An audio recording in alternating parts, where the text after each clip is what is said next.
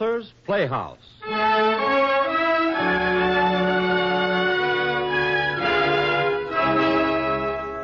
Presenting Wilbur Schramm's hilarious story of a mislaid train. Dan Peters and Casey Jones.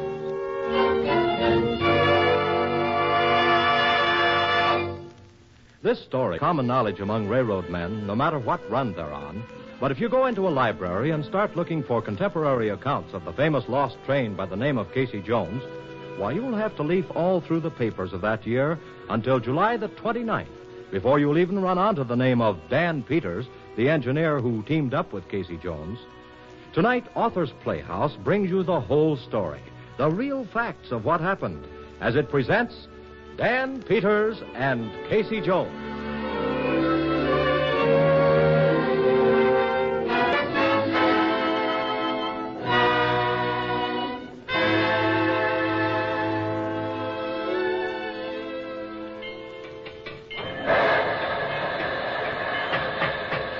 Well, Casey, old friend, how do you feel this morning, huh? Oh, now, Mr. Jones, don't let him get you down. We aren't very big, but we're good. Good old Casey.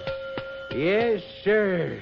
When them slick new streamliners is lying along the tracks in a heap of rust and axle grease, we'll still be working the milk run from Prudentia up to Maysville and back again. Now, isn't that so, huh? That's right. Yes, sir. Casey, you tell him. Yeah. Go ahead. Good morning, Bill. Morning, Dan. Got enough steam up? Oh, I got a good head of steam. We're raring to go. Hey, Casey? Let's go.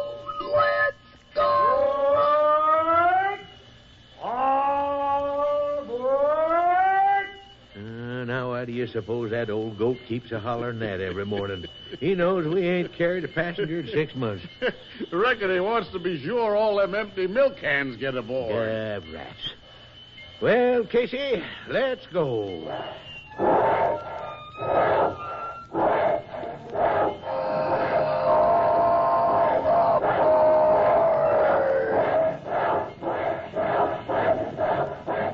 Bill?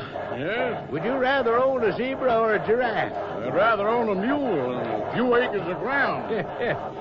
Now, you know, I was looking at a map last night, and I found a town named Whatcheer, Iowa. Now, what do you suppose Whatcheer, Iowa is like? I wouldn't rightly know, Dan.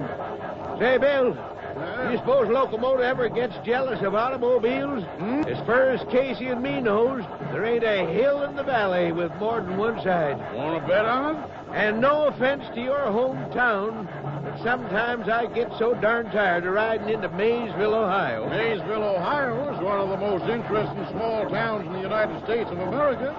It has the biggest elm tree in the country. Yeah, that's what I mean.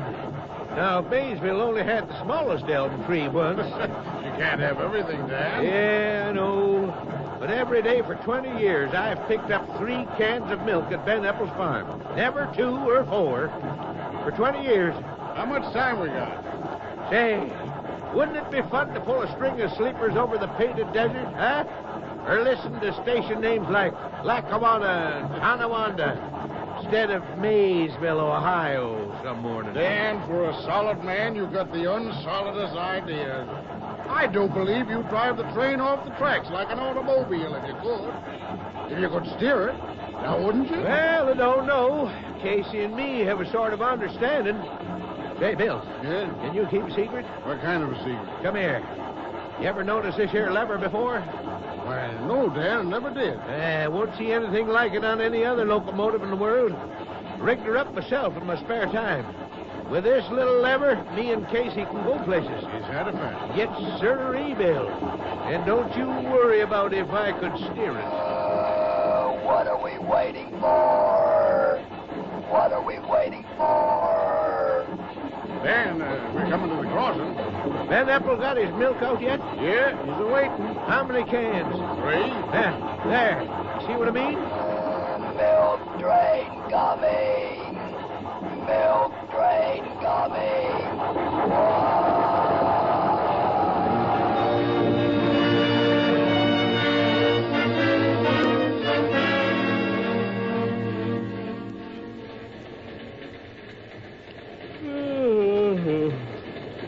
Now move, conductor. Uh-huh.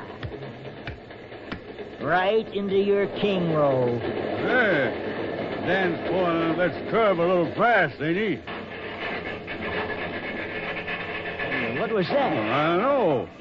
More than a loose rail, less than a cow. Say, don't them wheels sound funny? They sure do. Hey, wait a minute. Ain't them hills on the wrong side of the train? Hey, Joe, was that an automobile we just went around? It was. I have a sensation we're running on a concrete road. Maybe we're chasing a rabbit. In 25 years on a railroad, I've never seen anything like it. That ain't a dream. Now listen, Joe. It simply isn't possible for a train to run on a concrete road. You tell that to Dan Peters. We're stopping.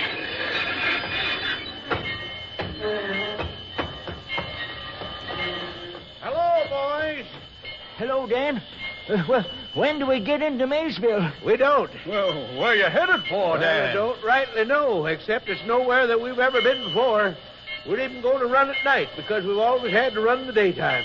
I'm sorry for the inconvenience, but you fellas get off here. What? All set, Bill? Yes, sir, Dan. I'll sober up with the gold. Well, so long, boys. All right, Casey, let's roll. Here we go, here we go, here we go. So long, so long, so long, so long.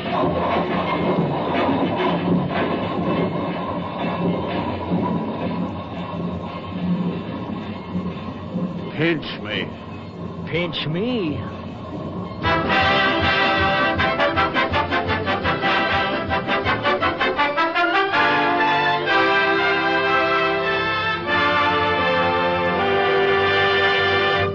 Gentlemen, I ask you to step in here because a rather odd circumstance has come to my attention of which I thought you would wish to be informed. As traffic manager of the TV&U Railroad, I greatly prefer to settle such small details as may come up from day to day in my own... As president of this line, I greatly dislike to have my time wasted. Now, what is this small detail?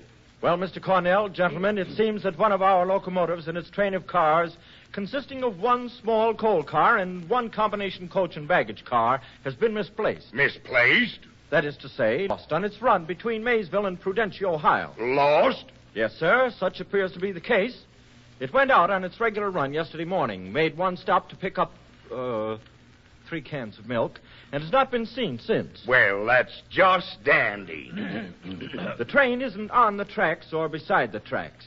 They rode the whole line. I read a book once about a town that waited all day for a milk train. Then they found that the tracks ended at the edge of town. All other civilization had disappeared. The train never did come in. What happened, Mr. Forbes? The milk spoiled. There was a beautiful red-haired widow in the story. Now, that's a big help. Please, Mr. Forbes, let's get down to cases. My own personal conclusion is that the train must have been filched, or, that is to say, stolen by its crew. But who in Tophet? What engineer has managed to do that? Get me a complete report from the personnel department. Pardon me, Mr. Cornell, but I already have a complete report from our file. Let's have it. What are you waiting for? The engineer is one Dan Peters. His record is neat and favorable.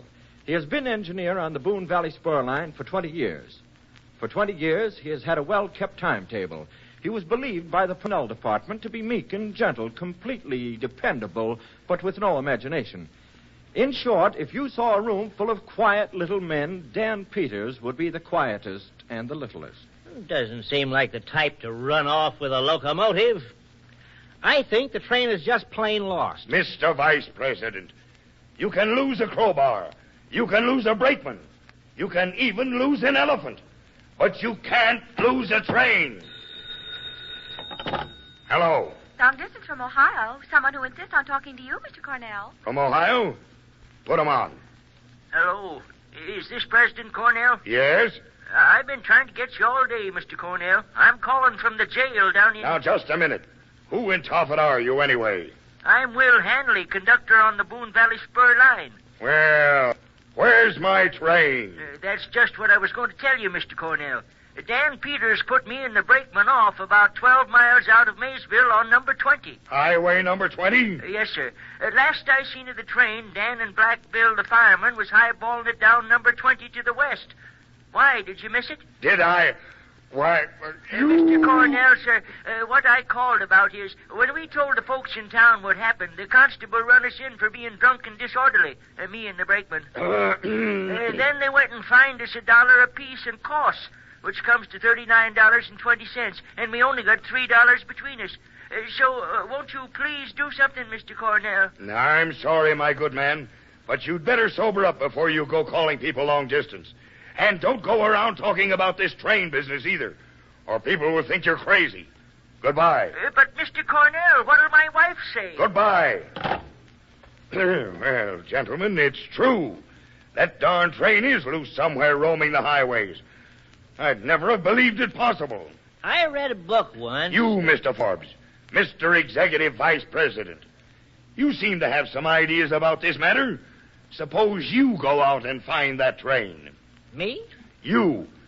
After as many years as you've worked with trains that knew where they were going, you ought to find it refreshing to deal with one that doesn't know where it's going. The worst of it is we don't dare go out and get the police and really look for that train, because if we ever admit we've lost a train, they'll never quit laughing at us. Well, what are you waiting for? Get out of here and find it. Find that train.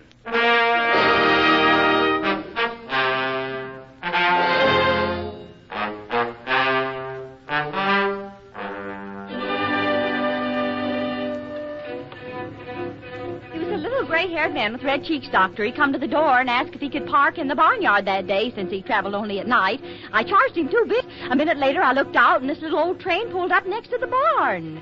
Two of them men was in overalls, one in a business suit, and they sat there cooking their breakfast on the engine's boiler. I even give them some cream for their coffee. I tell you, I'm not crazy. When they pulled out, it talked to me. It said, "Thank you, ma'am, thank you, ma'am, thank you, ma'am."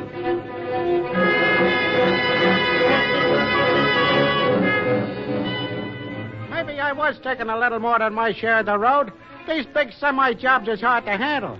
Anyways, I hears a whistle, see? And this train comes over the hill. I pulls over to my side quick, but he swipes off my fender and runs me right off the road. I can see the engineer laughing at me as he goes by. I tell you, I was not drunk.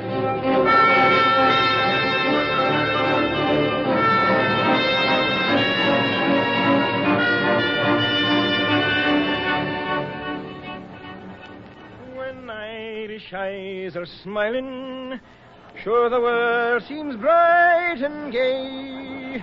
In the... now look at that. And they can't do that on this highway.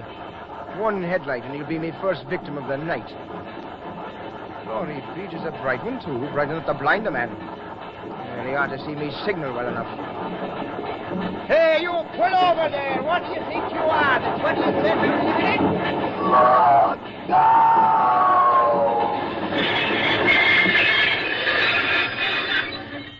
By the ghost of St. Patrick, is a locomotive. Good evening, officer. What's on your mind? Good evening to you, sir. Would that be a locomotive you're driving? It is, sure enough. That's what I thought. Now, see here, you, what's the meaning of this? Meaning of what, officer? We aren't breaking any laws that I know of. Oh, no. Did you ever hear of the law requiring a motor vehicle to use two headlights? Oh, so that's what's bothering you. Mr. Forbes! Mr. Forbes is the executive vice president of the TB&U. He knows all about such things. Yes? What is it, Dan? Mr. Forbes, the officer here, seems to think that we ought to be carrying two headlights. It's the law covering all motor vehicles. And if you were the devil himself driving a fiery chariot and I caught you in me zone with one headlight, I'd give you a ticket. Now, here. Ah, but my good man, we are not a motor vehicle. As a locomotive, we fit properly under the category of steam engine. There, you see? Yes, sir, I see, although it's very irregular. If you'd care to take the time, I can demonstrate, taking into account the law of optics and several other factors, that we are better lighted than a fleet of 36.5 automobiles. Is that? And 4,073 8/11% better lighted than your motorcycle. Which is a motor vehicle. Is that the truth? If you'd care to step into the cab for a moment, I'll get a pencil and paper and demonstrate how the beam No, never mind. I'll take your word for it, sir. Thank you. Yes, don't mention it. By the way, I suppose you've got your driver's license. Oh, yes, locomotive engineer, licensed to operate under the laws of all states of the USA. See? Yes, sir. Thanks. It's just a formality, you know. Oh, sure, I understand. Well, I guess we'll be rolling. It's been nice seeing you, officer. Oh, and here's that ticket you gave me. Don't look like we'll be needing it. Oh, sure. Well, goodbye. All right. Now, Mr. Forbes. Board! How was that, Dan? Well, you're doing fine, Mr. Forbes. Only lean a little more on the oard. Like this. Board! So long, Redfoot. So long, Redfoot. Wah, wah, wah, wah, wah, wah, wah, wah. Glory be, it was laughing at me. Maybe it's the drug. From now on, I'm a changed man.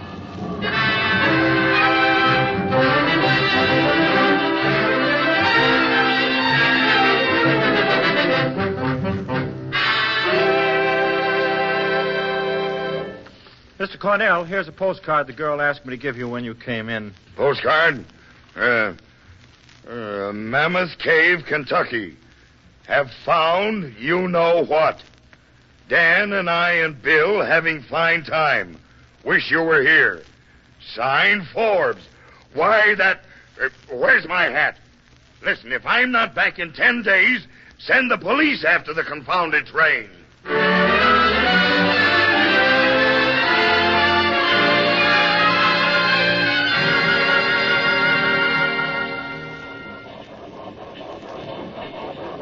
So that's Niagara Falls. Well, I've always had the hankering to see this place.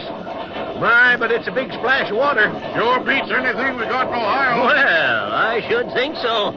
Well, what are we waiting for? Let's go. Where? Over into Canada, of course. In case he can make the grade. I always did want to see a foreign country. Feed him some coal, Bill. Sure, Dan. Well, there's the bridge. You think Casey can make it? We'll make it, don't you worry. Come on, Casey, old friend. We can make it. We can make it. We can make it. Good boy. Hey, look. Red, white, and blue ribbons all over the bridge. Well, glory be. And look at that fellow waving to us. Very likely he wishes to collect the toll. Better hold it up, Dan. Made it. Good boy, Casey.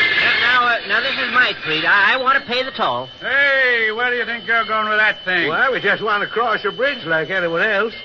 My, that's pretty new bridge, ain't it? Now, let me see now. Well, what does that sign say? 25 cents for a motor vehicle and driver, 5 cents apiece for each additional passenger. That makes a total of 35 cents, right? Here you are, sir, 35 cents even. Say, look here now, that ain't right. The rules say 25 cents for a motor vehicle. What you've got there looks more like a train. Did you say looks like a train? Never mind, Casey. Don't let them hurt your feelings. We aren't very big, but we're good. Aren't we, Casey? Thank you, Dan. Say, you must be Dan Peters himself. And this is Casey. Jumpin' Jehoshaphat. Why, you're famous all over the United States, Mr. Peters. Huh? Say, people been looking for you all over the country ever since the story came out in the papers. And Casey. Gosh, but I expected something bigger. Me and Casey in the papers? People been saying you were seen last night down in Alabama. Hey, look here, let's settle this little financial transaction. Is 35 cents all right? Gosh, I'd sure like to let Casey through, but until this bridge is dedicated, he can't cross or nobody else. This here is the brand new international bridge, and it ain't going to be dedicated till this afternoon. What kind of a bridge you say this was? It's called the International Bridge. It's a sort of memorial to international peace and friendship. So it's going to be dedicated this afternoon by a lot of big shots. Oh, so that's why they got all them red, white, and blue ribbons, eh? Well, Forbes, look like we got here just in the nick of time. Yeah, this here is a big thing. A memorial to international peace and friendship. Say, what do you say if we just pull up by these here ribbons and wait to see this here dedication? Right-o, Dan. Well, Casey would like to be in on a big affair like this. Dan, I don't know much about dedications, but it sure is time for breakfast. Well, coffee's already perking in the boiler. Mr. Guard, would you care to join us? I'd sure be honored, Mr. Peters. Mr. Forbes, will you pour? we'll drink a toast to this here pretty new bridge and to international peace. Right, Casey, old boy? That's right, Dan.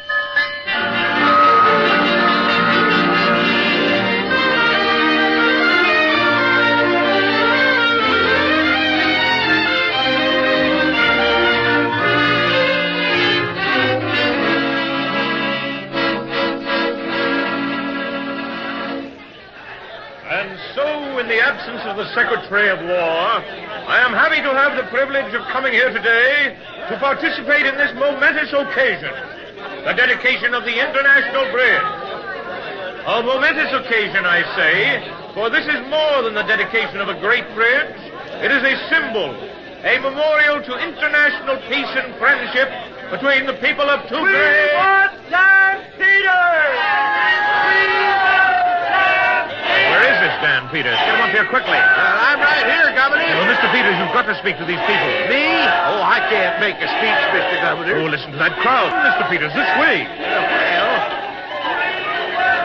We are fortunate in having with us today Mr. Dan Peters of the TV&U Railroad and other points who will now speak to you. Mr. Peters.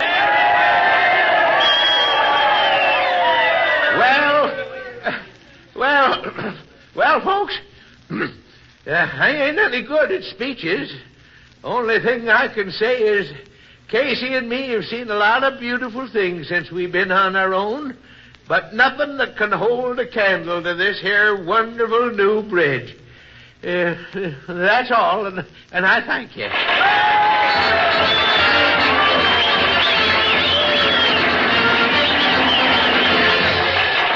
Well, Mr. Peters, I guess you and Casey have seen and done about everything now, haven't you? Well, we've been around. Just two things more we'd like to see. A zebra and President Frank Cornell of the TV&U. Here I am, Dan Peters. Move aside, Dan. Move aside. Let him through. I'm Frank Cornell. It is Frank Cornell. Mr. Peters, I wanted to meet you bad. President Frank Cornell? Well, I'm sure pleased to make your acquaintance. My, but I thought you would be bigger. I thought you'd be bigger, too. I thought you'd be 20 feet tall. Mr. President, I want to tell you that I'm sorry I didn't keep the schedule. Dan, I can't forgive you for not keeping the schedule. But what I can't forgive, I can sometimes forget. I'm going to forget what you didn't do and remember what you did do. Mr. Peters, if you can move your train enough so we can get the official automobile past it, we want you to cut the ribbon and ride over the bridge with us in the first car. Did you say automobile? We'll ride over in Casey. Plenty of room in the coach and baggage car for all of you. Why, that sounds just fine, but there's one favor I'd like to ask. What's that? Could I ride up in the cab? I've always wanted to do that ever since I was a boy. Well, Casey would feel right proud to have a real governor right up there in the cab with him.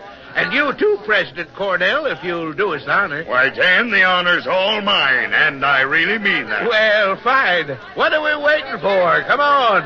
Governor, you go round up the rest of the officials, herd them into the baggage car, and let's get a rolling. Right, Mr. Peters. I'll hurry.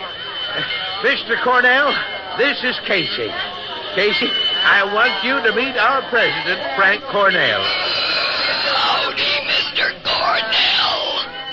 Come aboard. What? Thank you. Step right up, Cornell. Look out. You don't all over grease there. Thanks, Dan. And the blazes with the grease. President Cornell, I reckon you know Mr. Forbes. Yes. Well, Forbes, I see you found the train. Yes, I did, sir, but it seems as if Casey wasn't quite ready to go home. They're all in, Mr. Peters. Ready to go now. All right, all set, Governor. But wait a minute. That was a mighty poor kind of a speech I made. Could you reach out there and get that microphone over to me from the platform? I got something else I want to say. This here's more than just a bridge. It's a kind of stand for something. It seems like somebody ought at least to mention it. Yes, here you are, Mr. Peters. Oh, thank you kindly, sir. Folks,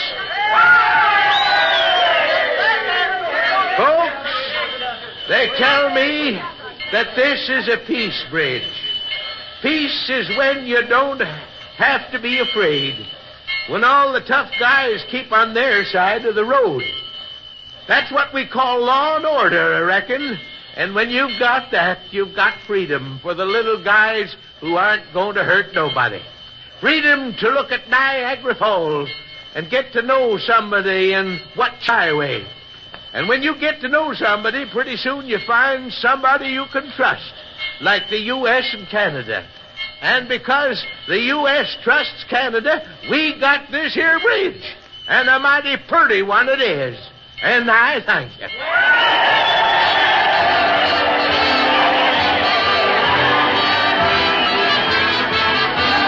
All right, Mr. Governor, we're close. May I say all aboard? Why, yeah. Go ahead. Now, all aboard!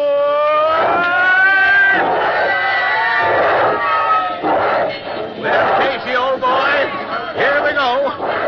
Mr. Cornell, sir, there's the whistle cord. Will you do the honors, sir? Canada! Here we go!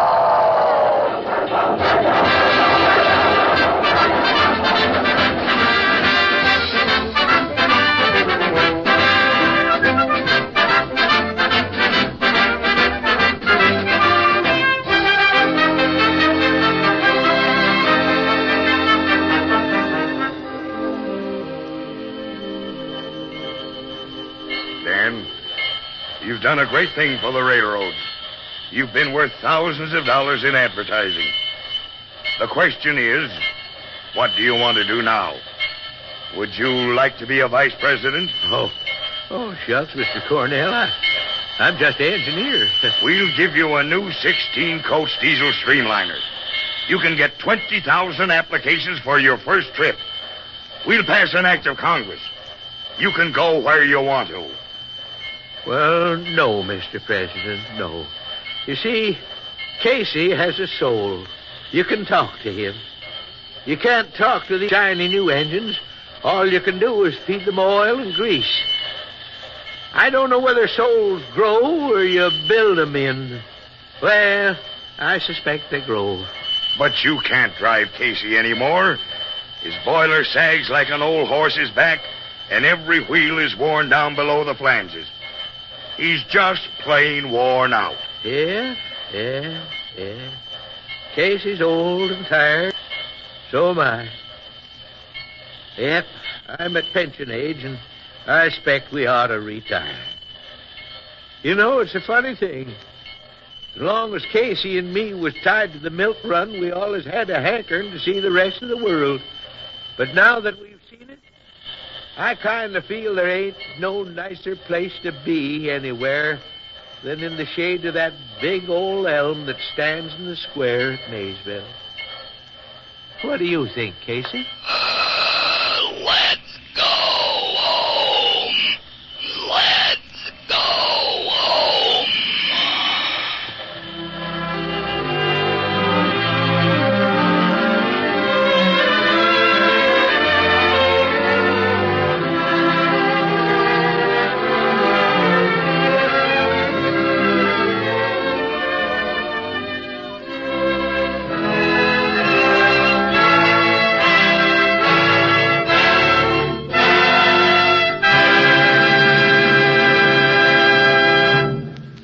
You have just heard Wilbur Schramm's story, Dan Peters and Casey Jones, adapted for Authors Playhouse by Carl and Marjorie Weber and directed by Frank Papp.